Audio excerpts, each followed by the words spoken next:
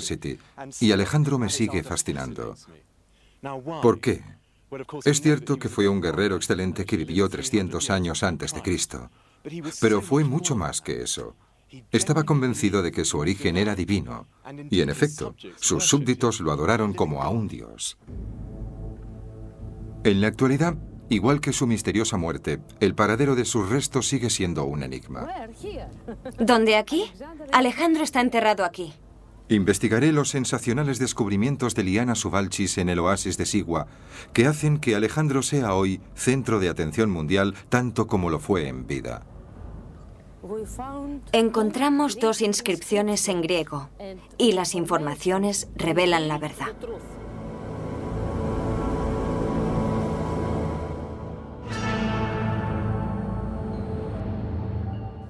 Pero no solo interesa su paradero físico. Destacados académicos están explorando aún más la mente y el alma de Alejandro para intentar comprender la naturaleza de su divinidad. Quienes heredaron su imperio creían que también ellos eran divinos. Y algunos de estos reyes autoproclamados dioses hicieron lo imposible y llegaron a cualquier altura para celebrar su sobrenatural poder. Estoy en una montaña de Turquía, en el reino de uno de estos reyes divinos, Antíoco. Antíoco fue enterrado debajo de este túmulo gigantesco para estar cerca de los demás dioses. Y aquí están todos ellos, sentados en inmensos tronos, con sus cabezas esparcidas por la ladera de la montaña. Cabría pensar que el legado de Alejandro no va más allá. Pero durante este documental voy a explorar la idea de que, aunque parezca increíble, la figura de Alejandro Magno influye incluso en nuestra forma de pensar en la actualidad.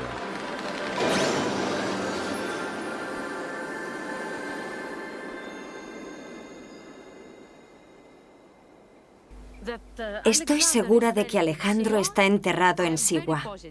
¿Y qué podemos decir de la gran estrella de la arqueología Liana Suvalchis? Desde 1989 está excavando en el área de El Maraki, en Sigua, y los últimos 4 años ha estado convencida de que ha encontrado la tumba de Alejandro Magno. La primera pista de que podría estar enterrado aquí le llegó al escuchar a los habitantes de la zona. La gente es muy supersticiosa y ven presagios en todas partes. Observan el cielo y por el vuelo de los pájaros descifran si va a pasar algo bueno o algo malo. Me dijeron que en esta área, según sus leyendas, estaba enterrado un rey famoso con su espada y con sus armas. Estoy segura de que vamos a encontrar el cuerpo. Es cuestión de paciencia.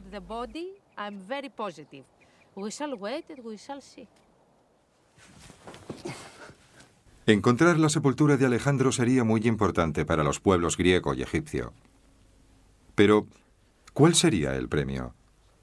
Bueno, a juzgar por los hallazgos en la tumba de su padre, existe la posibilidad de topar con un tesoro como el de Tutankamón.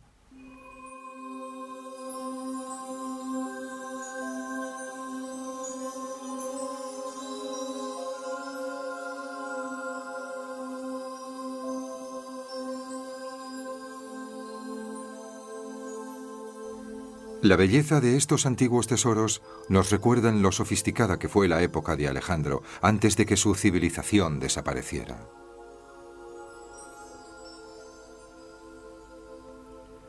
Es probable que el tesoro y la tumba de Alejandro, si se encuentran, se parezcan a los descubiertos recientemente bajo un túmulo, cerca de su lugar de nacimiento, al norte de Grecia. Y estoy entusiasmado porque el director de la excavación me ha permitido ser el primer visitante que vea su interior. La tumba era el hogar para el alma del fallecido, y bajo este gran montón de tierra se encuentra la hermosa y bien conservada fachada de un mausoleo. Estamos dentro de la tumba, y como podemos ver está vacía y no hay nada en el suelo. Esto es, por supuesto, lo que podría pasar si se descubriera la tumba de Alejandro, que el tesoro hubiera desaparecido. Y si vamos subiendo, podemos ver unas marcas que parecen haberse producido al levantar objetos pesados que hubieran arañado las paredes. Sí, aquí podemos verlo. Un agujero en el techo por donde entraron los ladrones.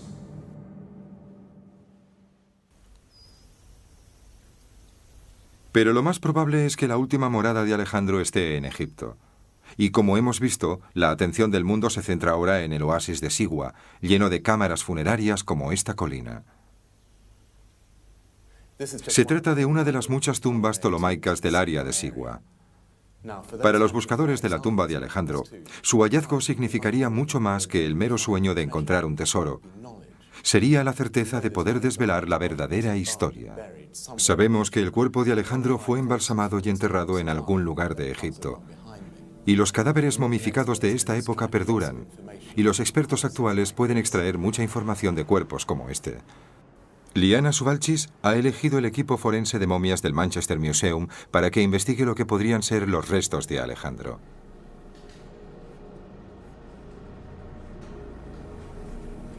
Ya está.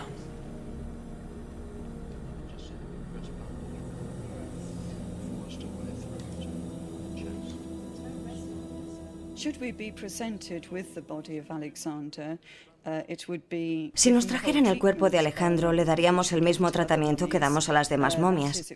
Es decir, le haríamos radiografías y efectuaríamos una exploración con endoscopios para no dañar los restos. Tomaríamos muestras de tejido que usaríamos para identificar enfermedades y poder descifrar el ADN de la momia y posiblemente el grupo sanguíneo. En el caso de Alejandro sería muy revelador poder analizar su hígado, porque las fuentes escritas han documentado el exceso de bebida. Siempre polémica, Liana Suvalchis tiene su propia teoría sobre la muerte de Alejandro. Algunos autores antiguos aseguran que murió envenenado. El veneno llegó desde Macedonia.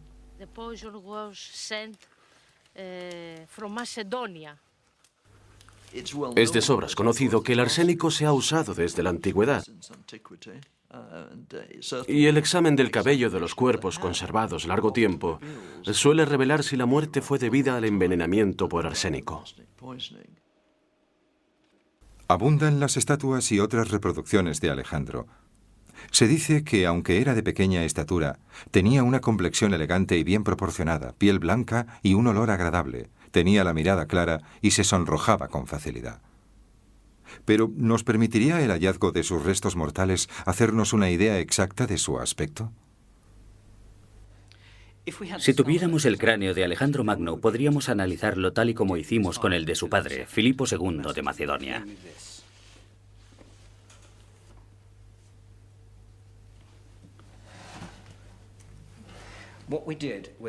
Y en el caso de Filipo, como había sido incinerado, lo que hicimos fue reconstruirle la cara, lo que puede hacerse gracias a mucha investigación médica. De modo que si este fuera el cráneo de Alejandro Magno, sacaríamos un molde de yeso. En ese molde introduciríamos estaquillas en 21 puntos, como se ve aquí. Empiezan a reconstruirse los labios y después se le añade tejido subcutáneo para obtener la cara terminada. Y tendríamos así una cara que todos sus soldados reconocerían. Sería apasionante.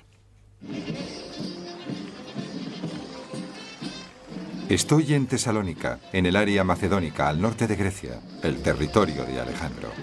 El Día Nacional sirve para ilustrar una nueva expresión de orgullo griego.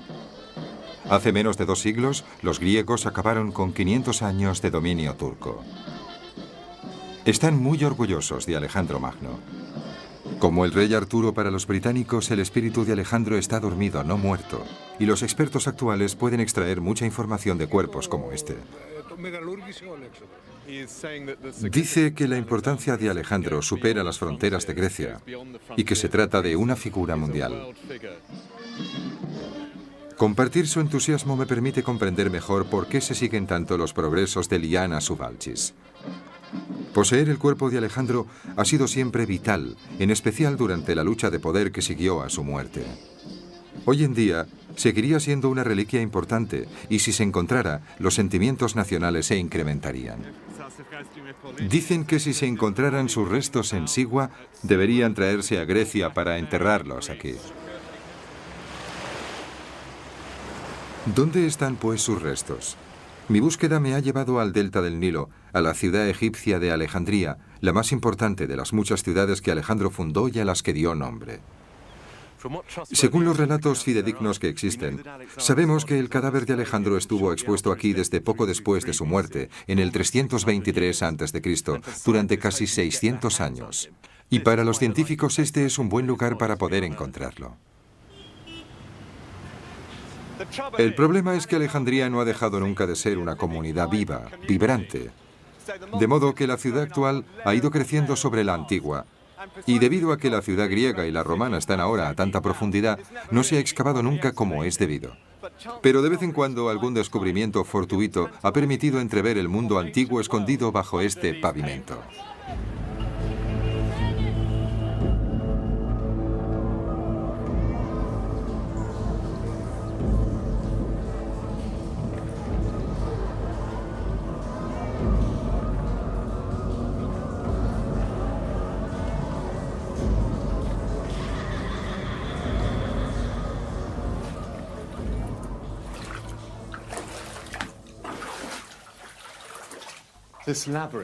Este laberinto de cámaras funerarias que los arqueólogos egipcios están drenando fue descubierto hace 100 años, cuando un burro y un carro se cayeron en él. Y yo mismo tuve la sensación espantosa de hundirme cuando me perdí un rato en él. Estos descubrimientos fortuitos alimentan los sueños de los entusiastas griegos, empeñados en recuperar el cuerpo de su querido Alejandro. Esta es una de las catacumbas romanas que se utilizaban cuando se pierde la pista de los restos de Alejandro. Esta es la cámara funeraria, custodiada por unos aterradores demonios egipcios vestidos de legionarios romanos. Y aquí, los tradicionales dioses faraónicos supervisan los ritos funerarios. ¿Pero puede arrojarse más luz sobre el misterio de su paradero? Bueno, existen unos cuantos documentos históricos que nos revelan más cosas. Parece que el cadáver de Alejandro fue transportado a Alejandría para ser expuesto de modo parecido a Lenin, rodeado de los cadáveres de sus sucesores macedónicos al trono de Egipto, los Ptolomeos. Lo único que sabemos sobre su supuestamente espléndido mausoleo es que en su superficie había una pirámide que recordaba la majestuosidad de los grandes faraones egipcios. Bajo la pirámide se encuentra su cadáver momificado, y la gente lo ha estado buscando aquí, en las tumbas ptolomaicas de Alejandría. Sabemos que, como este magnífico ataúd de oro de Tutankamón, el sarcófago original de Alejandro también era de oro macizo. Pero uno de los últimos Ptolomeos, escaso de dinero, sustituyó esta versión de oro por otra transparente, probablemente de alabastro. Lo que ocurrió después de la última visión documentada del cadáver, el año 215, son conjeturas. Una opinión muy extendida es que tanto la tumba como el cadáver se incendiaron durante la revuelta que tuvo lugar entre el 270 y 280, o que estaba en la parte de la ciudad cubierta ahora por el mar. Pero supongo que también podría ser que su mausoleo permaneciera intacto hasta el triunfo del cristianismo en el siglo IV. No sé si es demasiado descabellado pensar que sus devotos paganos ocultaron el cadáver en una cámara como esta en Alejandría para evitar el fervor antigentil de los cristianos locales. O incluso que lo llevaran a El Maraki, en Sigua. Aunque el oasis de Sigua está muy lejos de Alejandría, en él encontramos a un emperador cristiano romano acabando con los últimos vestigios de un culto a Alejandro 800 años después de su muerte. Y hoy en día, la prensa internacional observa expectante los últimos acontecimientos que se cuecen en este oasis. En medio de un calor abrasador, Liana Subalchis mantiene obstinadamente su afirmación de que esta es la última morada de Alejandro. Sabemos que Alejandro había expresado su voluntad de ser enterrado en Sigua. Y no era la voluntad de una simple persona, era la voluntad de un rey y de un dios. Observamos muchos hallazgos en Sigua, la estrella de 8 rayos. El descubrimiento de los 2 fragmentos que forman esta estrella es para Liana una prueba clave. Según afirma, se parece a la estrella real de 8 puntas de Macedonia. Sí, podría tener 8 puntas, pero a mí me parece que carece del eje de simetría necesario para que fuera una estrella. Y también están las inscripciones recientemente descubiertas que, según ella, demuestran que se trata de la tumba de Alejandro y que además aseguran que Alejandro fue envenenado. Los expertos cuestionan este punto. Dicen que no está escrita la palabra veneno y está aquí. Y hoy. Y hoy. Pero es un nombre de persona en latín, Servius. Servius Sulpicius. No. Forma parte de No. Es y hoy. No es ningún nombre. Y hoy es veneno. ¿Puede decirnos entonces por qué es fascinante? ¿Qué cree que significan estas palabras que aparecen aquí? ¿Qué significan? Sulpicius, por supuesto, es un nombre romano, pero le dije que tuviera paciencia y lo sabría todo. Espero que muy pronto. Bueno, ¿qué me pareció esta superestrella de la arqueología? Es sin duda una mujer encantadora y tengo que decir que admiro su entusiasmo y su chispa. El problema es que precisamente estas cualidades la convierten en lo opuesto a una investigadora imparcial. La mentalidad de búnker en el Maraki ha conllevado que no se diera a conocer indicios vitales que permitirían a los expertos más destacados hacer aportaciones al debate. Hablar con ella se convierte en el juego del gato y el ratón. Pero lo que he oído no me anima a esperar un descubrimiento inminente de los restos. Para poner un ejemplo preciso, afirma que una de las inscripciones insinúa que Alejandro murió envenenado. Pero los especialistas en griego reconocerían con facilidad que la palabra veneno parte de la palabra Servius, un nombre romano corriente. Liana Suvalchis, como otros antes que ella, cree sentir el poder de estar cerca del cuerpo de Alejandro, pero como ocurre siempre en esta búsqueda, nunca sabes qué va a pasar. El jefe del Consejo Superior de Antigüedades egipcio no descarta este lugar. Debería haber algo perteneciente a Alejandro en Alejandría, pero no hay ninguna duda de que también debería haber algo suyo en Siwa. No encontramos las momias en las tumbas de los reyes en Egipto, en el Valle de los Reyes. Encontramos las momias depositadas en otro sitio, de modo que no es necesario encontrar la momia, sino estar por lo menos seguros sobre los textos. ¿Qué ha encontrado, pues, Liana Suvalchis? Un estudio del famoso arqueólogo egipcio Ahmed Fakri documenta un pequeño templo dórico en el Maraki, y esto es lo que Liana Suvalchis parece haber redescubierto. Pero los expertos que han analizado sus detalles arquitectónicos sugieren que es por lo menos un siglo posterior a la muerte de Alejandro. De hecho, puede que con sus hallazgos Liana Suvalchis descubra, sin proponérselo, a quién se adoraba realmente en él. Este fragmento contiene la palabra diosa en griego, Teas, seguida de 2 letras, seguramente del principio del nombre Isis. De modo que puede que se trate de un templo antes desconocido dedicado a la diosa egipcia Isis, sin relación alguna con Alejandro.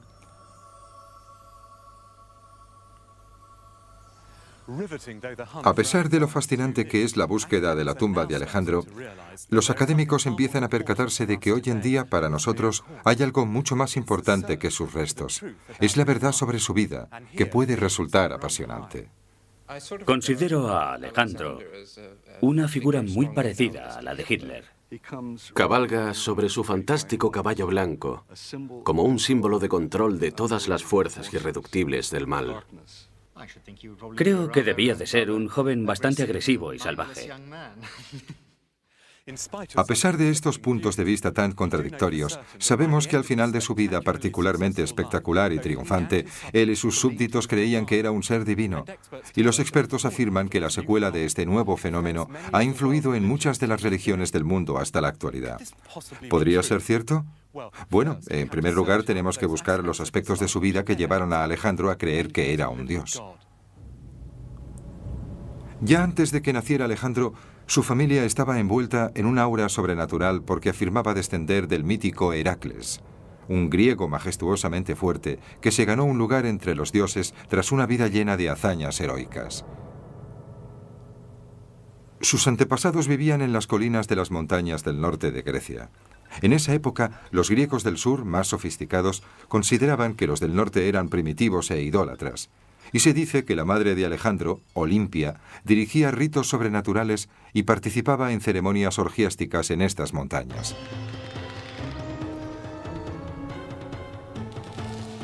Estas inclinaciones de Olimpia ofendían al rey Filipo, su marido. Estas actividades ocultas chocaban con el serio estilo de vida militar del rey y también daban lugar a rumores que sin duda Alejandro oía y que decían que su padre no era otro que el dios griego y egipcio, Zeus Amón.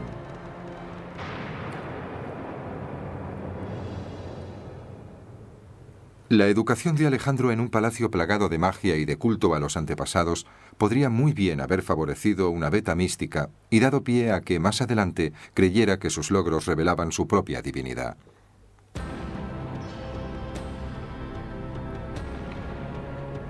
Alejandro demostró enseguida ser un brillante líder militar. Dirigía su ejército desde la vanguardia, desde donde lanzaba los ataques de la caballería. Era un hombre muy valiente y ejemplar. En la importante batalla de Isos, derrotó a un ejército persa muy superior en número e incluso lanzó un ataque al mismo rey Darío, que se vio obligado a huir del campo de batalla. Sin embargo, jamás dañó ningún santuario. Sus conquistas se intensificaron y cada vez abarcaban más parte del poderoso imperio persa. En los 3 primeros años de campaña había reunificado toda Grecia, expulsado a los persas de Asia Menor y conquistado Judea. Se dirigió entonces hacia el norte de África, donde iba a encontrarse por primera vez con una civilización importante, varios siglos más antigua que la suya.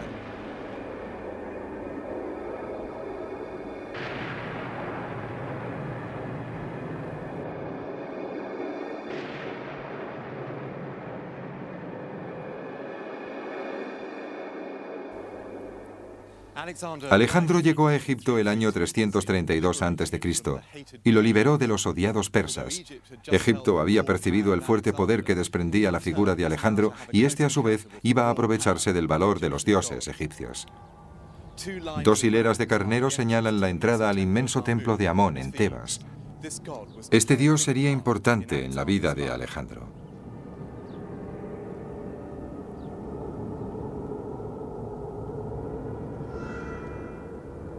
Para los egipcios, Amón era el padre de la creación. Los faraones gobernaban por voluntad suya y se lo agradecían añadiendo más cosas a este extraordinario complejo. En el corazón del templo vemos al mismo Alejandro asumiendo el papel de faraón semidivino que brinda ofrendas piadosas a Amón, el dios del que había aprendido cosas de niño. Los jeroglíficos dicen: Alejandro es rey del sur y del norte, elegido de Amón y querido por el dios Sol Ra, hijo del sol, señor de los amaneceres.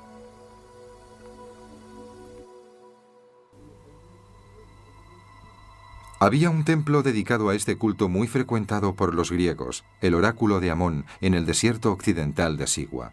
Alejandro interrumpió su campaña implacable contra los persas para dirigirse a él.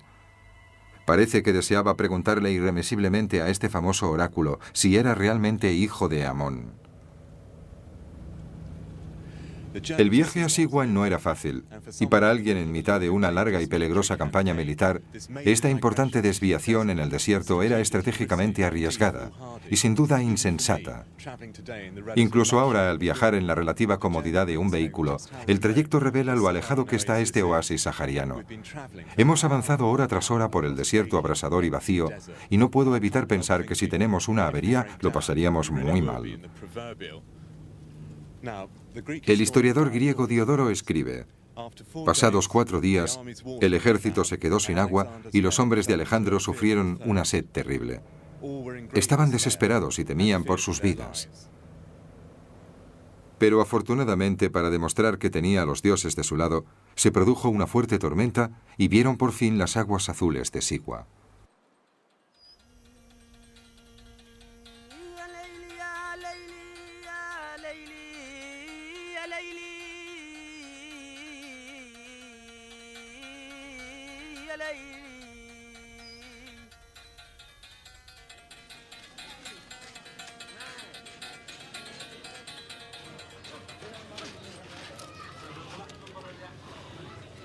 Sigua sigue siendo en la actualidad una comunidad extraña y aislada.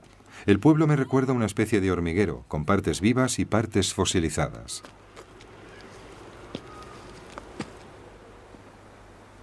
El antiguamente famoso oráculo de Amón se encuentra en lo alto de un afloramiento rocoso.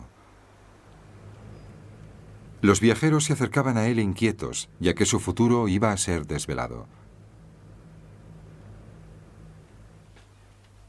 Los griegos identificaban la presencia divina del templo, el dios Amón, con Zeus, su dios más poderoso. Cuando el peregrino llegaba finalmente a lo alto del montículo, se acercaba al templo. El historiador romano Curcio afirma que cuando Alejandro llegó, los sacerdotes y las mujeres locales lo recibieron cantando himnos a Amón.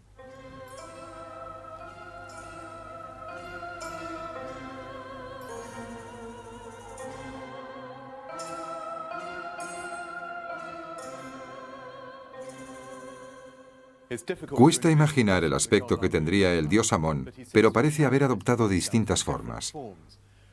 Sobre todo la del viento invisible y poderoso que agita las tormentas de arena alrededor del oasis. Y la de un carnero que se aparecía a los viajeros perdidos y los guiaba hasta ahí. Y había una piedra insólita. Hay quien dice que era un meteorito, quizás como esta reproducción.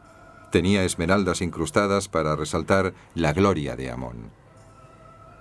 Y se afirma que se paseaba este objeto divino alrededor del templo en un barco dorado. Lo que sucedió después es un misterio, porque el sacerdote profeta estuvo a solas en el Sancta Sanctorum con Alejandro, y este se llevó a la tumba las palabras secretas del dios. Pero su contenido se desprende del relato de Plutarco sobre lo que ocurrió la siguiente vez que Alejandro se expuso a un gran peligro con su ejército. Dijo una plegaria que implicaba que creía que era el hijo de un dios. Gritó: «Escuchad, dioses, si realmente soy hijo vuestro, ayudadnos ahora al entrar en combate».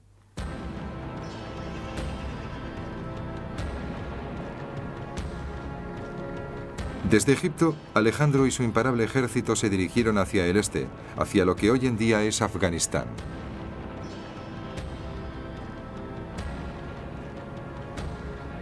En Pakistán se enfrentó a unos aterradores elefantes. Esta moneda muestra a Alejandro atacando a uno de ellos, y en esta posterior de Egipto aparece con los rasgos característicos del elefante, lo que implica que ha adquirido el poder de este animal. En apenas 13 años había vencido por completo a los persas y controlaba el imperio más grande conocido hasta entonces.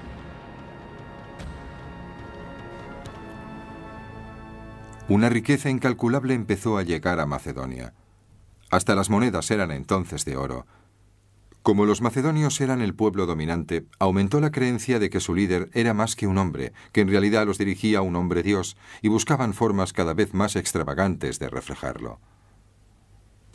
El arquitecto griego Dinócrates se aseguró un lugar en la historia de las obras públicas desmesuradas al proponer a Alejandro que todo este monte griego, Athos, fuera esculpido para representar a un hombre, es de suponer que el propio Alejandro. Como Gulliver, la figura habría tenido dos inmensas manos extendidas. En una estaría una ciudad entera, mientras que de la otra fluiría una cascada como si estuviera en libación perpetua a los dioses. Según el escritor Vitruvio, Alejandro, aunque encantado, rechazó la idea por motivos prácticos. En Athos no hay tierras de cultivo. Pero en este creciente ambiente de adulación extrema, el joven conquistador podría haberse convencido de que sus obras habían revelado que era divino. A medida que Alejandro se acercaba al final de su vida, se veía cada vez más como un dios. Los escritores antiguos sugieren que ordenó que todos sus súbditos lo adoraran. Los visitantes tenían entonces que postrarse ante él para honrarlo. Pero todo esto terminó de una forma brusca y prematura.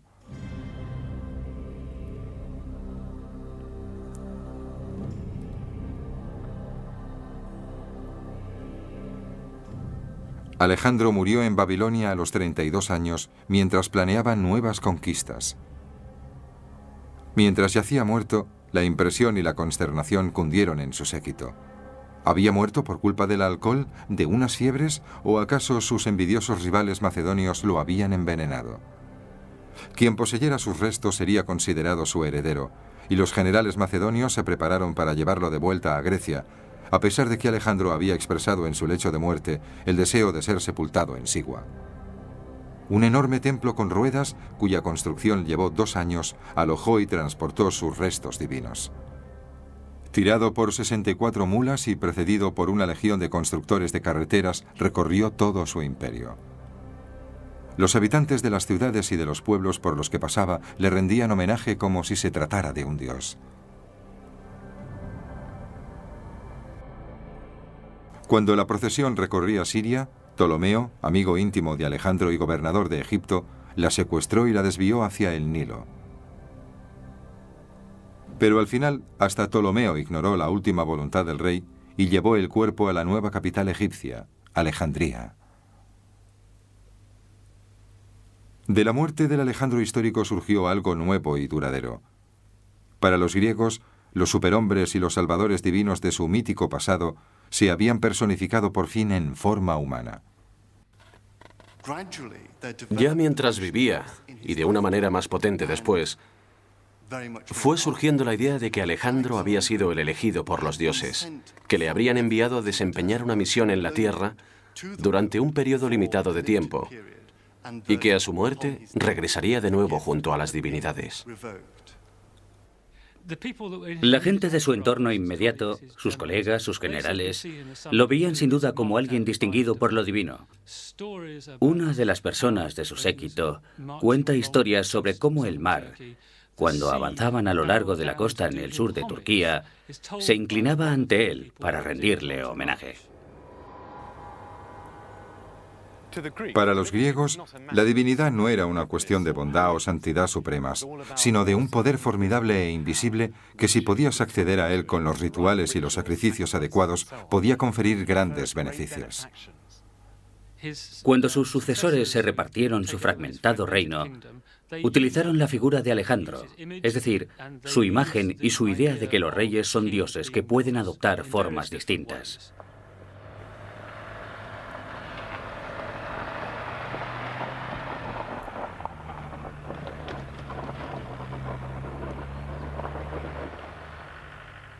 Sin duda, el máximo ejemplo de que los herederos de Alejandro se consideraban dioses se encuentra aquí, en las remotas montañas del este de Turquía. Un camino serpentea hacia un inmenso mausoleo situado en la cumbre del monte Nemrut. El creador de este lugar fue el rey Antíoco I de Comagene, cuya cabeza cayó de su trono ahí arriba. Dominó la región hará unos 2000 años. Este lugar lo dice todo.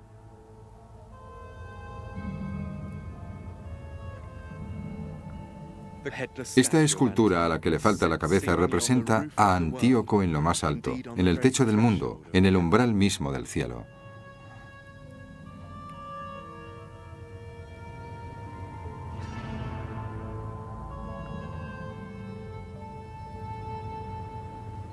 Al situarse a sí mismo entre los dioses, junto a la diosa de la abundancia a un lado y Apolo al otro, Antíoco nos está manifestando que él se considera uno de ellos.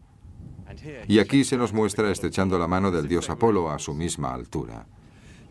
Veamos ahora la inscripción de la parte posterior de las estatuas, donde Antíoco expresa, con sus propias palabras, sus creencias religiosas. El uso de la gramática permitió que sus más profundos pensamientos cobraran vida. Aquí aparecen su nombre y sus títulos en nominativo, lo que significa que él es el sujeto. Y aquí hay un verbo en primera persona que significa hice, con lo que está certificando que hizo todas estas cosas. Y este verbo está en presente, horas o veis, lo que significa que estaba vivo cuando se escribió el texto. Y aquí está el antiguo pasaje en griego, Antíocos Theos, con lo que está diciendo que es un dios.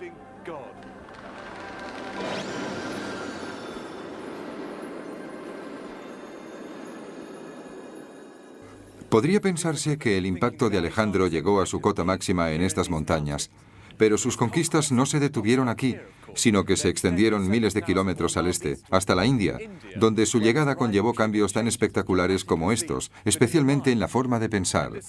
Y lo mismo puede decirse del sur, en la tierra del judaísmo, donde la influencia de Alejandro provocó una transformación de las actitudes judías en los años que precedieron al nacimiento de Cristo. La asimilación de ideas griegas como consecuencia de Alejandro, lo que se llama helenización, dio lugar a que todo el mundo conocido se convirtiera en un crisol de ideas religiosas.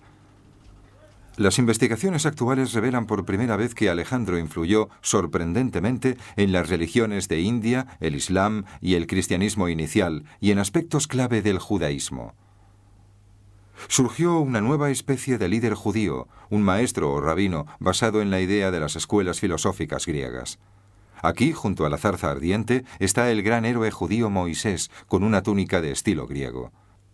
En el suelo de esta sinagoga vemos el dios sol pagano griego, Helios. Detrás de la cabeza tiene un disco y unos rayos que representan el sol. Y de nuevo, con destellos de luz para realzar su resplandor divino, aparece Antíoco VI, un sucesor de Alejandro en Siria, que asume la idea de ser divino. Estos reyes sucesores fueron más allá. Un rey sirio posterior, Demetrio III, se autodenomina Theos y Soter, Dios y Salvador. Cuando los romanos se convirtieron en el poder imperial después de los griegos, decidieron que, como Alejandro, ellos también eran reyes divinos. Aquí, Augusto se autodenomina Divi Filius, hijo de un dios. Y al principio del cristianismo, el emperador Nerón fue un paso más allá al lucir una corona con rayos para sugerir su divinidad. Y aquí, en este antiguo mosaico que aparece debajo del Vaticano, adornado con los mismos destellos solares que usaban los emperadores romanos, vemos al líder del cristianismo, religión que empezaba a surgir entonces, Jesús.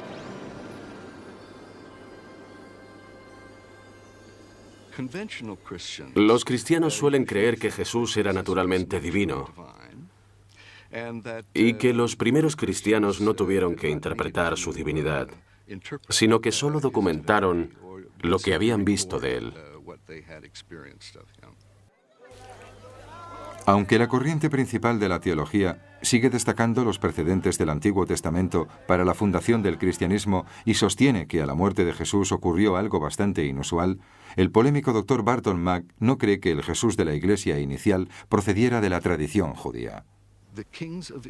Los reyes de Israel, como eran vistos, descritos y elogiados en documentos históricos posteriores, no eran considerados divinos.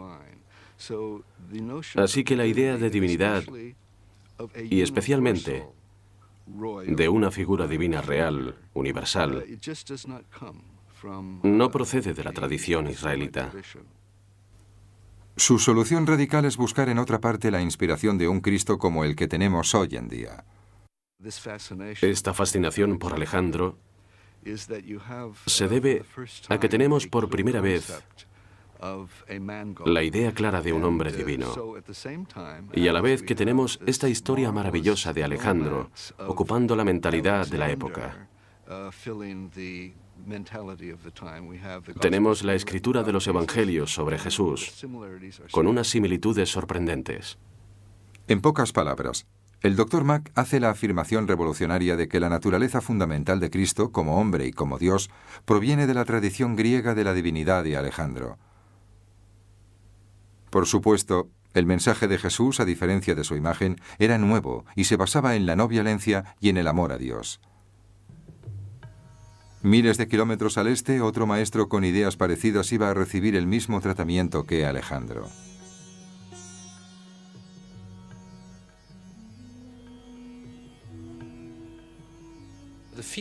Según el budismo antes de Alejandro, Buda era básicamente una figura filosófica parecida a Platón o a Sócrates. No había surgido como una figura sobrehumana, de tipo divino. Y en los primeros 2 siglos de nuestra era, aproximadamente, el budismo experimenta una importante transformación en la que Buda es elevado de un simple ser humano a un superhombre. O podría decirse que a un dios, en cierto sentido.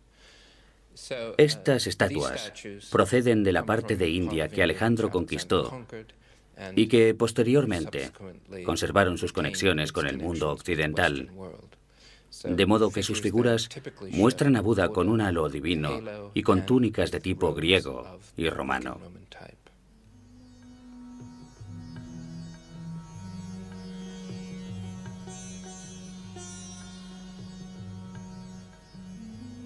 Lo mismo ocurre con el hinduismo más o menos en la misma época. Empiezan a producirse imágenes que muestran a las deidades hindúes sujetando armas. Por ejemplo, una vara de mando. Cosas todas ellas relacionadas con Heracles. No sabemos el impacto directo de Alejandro como individuo en estos hechos. Sabemos que Alejandro adoptó características divinas como consecuencia de su conquista de Egipto y de diversas partes de Asia. Y parece haber sido una corriente de cambio en las actitudes religiosas, con la necesidad de alguna clase de ser sobrehumano, alguna clase de superhombre que pudiera salvar a la humanidad.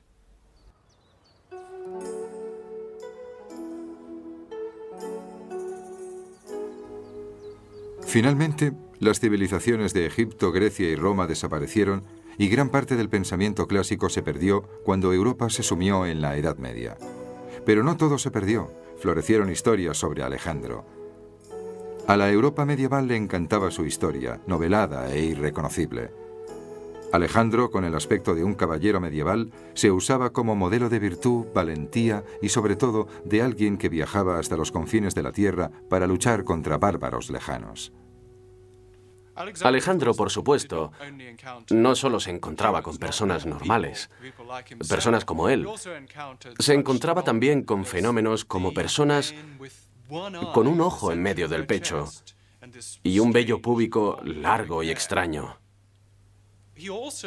También se encontraba con gente salvaje, gente peluda, pueblos que eran la némesis de la cultura. Todo aquello que la gente de estas cortes no era. No iban bien vestidos.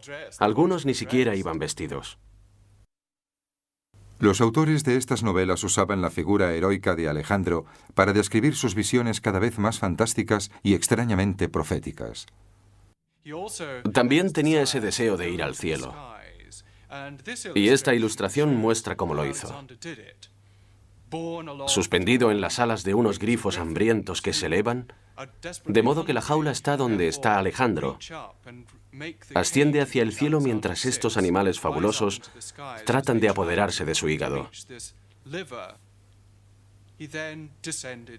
Descendió después al mar en un barril de cristal, a través del cual podía ver los monstruos de las profundidades.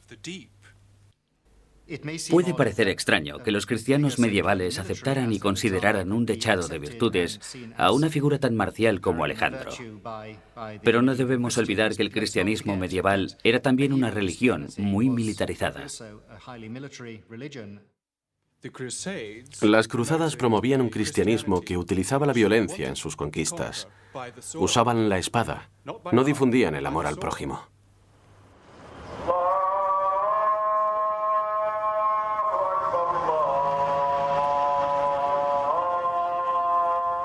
Mil años después de la muerte de Alejandro, Mahoma, un profeta de la península arábiga, fundó el Islam. A diferencia del hinduismo y del budismo, las primeras generaciones de musulmanes sentían el impulso de expandir el mundo islámico con la espada, y desde sus inicios en la Meca, el Islam conquistó pronto un vasto imperio santo, tan grande como su predecesor romano. La impresionante ciudadela árabe de El Cairo, que contiene la espléndida mezquita de Mohamed Ali, resalta la sofisticación y el poderío militar del Islam. Las investigaciones recientes de algunos historiadores están sacando a la luz una importante fuente de inspiración de sus conquistas militares. Los primeros escritos árabes sugieren que el ejemplo que seguían en esta expansión armada del reino de Dios en la tierra no era otro que el de Alejandro Magno, al que consideraban un genio militar. La primera aparición de Alejandro en la literatura árabe se encuentra en el Corán. Alejandro, por supuesto, no figura con ese nombre en el Corán ni en los demás escritos árabes antiguos. El nombre que recibe es Zul Qarnayn, que significa el de los dos cuernos en árabe. Es un nombre que adquiere debido a las imágenes que lo muestran con los cuernos de carnero de su supuesto padre, el dios Amón. Esta es una imagen única. Representa a Alejandro Magno visitando la Kaaba, en la Meca. la sagrada piedra negra situada en el centro de la ciudad más santa del mundo islámico.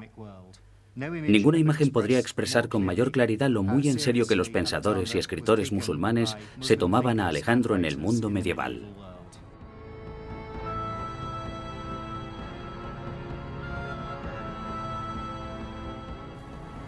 Así pues, parece que muchas de las religiones, como las conocemos hoy en día, deben bastante al legado de Alejandro. Termino como empecé hace tantos meses, buscando el lugar donde reposan los restos de Alejandro Magno. Xtorix, suscríbete.